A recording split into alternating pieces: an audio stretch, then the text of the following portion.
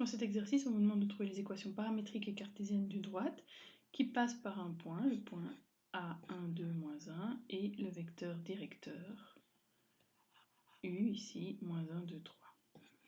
Le point et le vecteur nous permettent d'écrire directement ce qu'on appelle les équations paramétriques de la droite, puisqu'il s'agit ici de détailler le mouvement selon les trois directions du repère. Au départ d'un point fixe, ici dans l'énoncé, on n'en a qu'un, donc on va s'en servir, c'est 1, 2, moins 1, on est sûr que la droite doit passer par là, c'est mis tel quel dans le texte. Et au départ de ce point, on doit aller dans une direction donnée, cette direction est donnée aussi, c'est le vecteur U, donc on va tout de suite pouvoir écrire moins 1k, plus 2k sur y et plus 3k sur z. Donc ceci, ce sont les équations paramétriques de la droite. Au départ de ce système, on peut isoler k dans les trois lignes, donc on va avoir x moins 1 sur moins 1 est égal à k pour la première ligne, y moins 2 sur 2 égale k dans la seconde, et z plus 1 sur 3 égale k dans la troisième. Ce qui veut dire qu'on peut tout de suite écrire les équations cartésiennes canoniques, à savoir que x moins 1 sur moins 1 est égal à y moins 2 sur 2 qui est égal à z plus 1 sur 3. Si on veut éliminer le négatif au dénominateur, on peut dire donc que notre droite a pour équation 1 moins x. Alors ici je peux le mettre, mais évidemment c'est pas une obligation. 1 moins x sur 1, on peut se passer du sur 1, est égal à y moins 2 sur 2 qui est égal à z plus 1 sur 3. Je rappelle quand même ici que pour faire le lien entre la cartésienne canonique et la paramétrique, il faut absolument que ce soit sous la forme x, et je dois prendre le fluo, x, y et z, moins les coordonnées d'un point, donc ici on retrouve très vite le point, donc 1, 2, mais attention que pour le dernier, pour pouvoir trouver la coordonnée en z du point, et ici il faut écrire le plus 1 comme z moins moins 1. Et alors c'est seulement quand on l'écrit sous cette forme qu'on retrouve le moins 1, je ne vais pas lui prendre du rouge là, je vais prendre du bleu, le moins 1, donc la coordonnée en z du A. Bon, voilà pour ce qu'on appelle les équations cartésiennes canoniques. L'équation cartésienne canonique au singulier.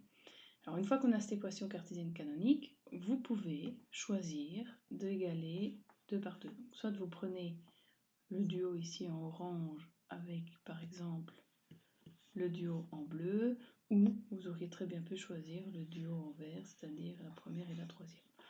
Je dirais qu'a priori ça ne change pas grand-chose, si ce n'est que, évidemment, si on prend un dénominateur égal à 1, on simplifie quand même la vie un petit peu plus loin dans le calcul, mais en général, c'est quand même pas ça qui rend la tâche beaucoup plus compliquée. Alors ici, si je prends le duo orange avec le duo vert, je vais avoir 1 moins x est égal à y moins 2 sur 2 pour la première ligne, et le duo vert va me donner 1 moins x est égal à z plus 1 sur 3.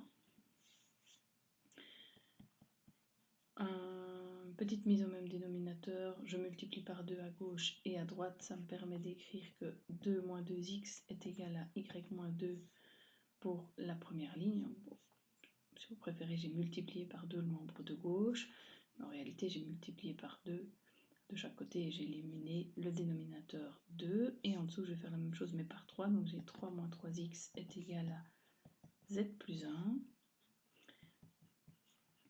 Si je ramène tous les éléments du même côté de l'égalité, j'ai moins 2x moins y plus 2, donc plus 4 égale 0 pour la première ligne, et dans la deuxième ligne, on a moins 3x moins z et 3 moins 1, donc plus 2 égale à 0.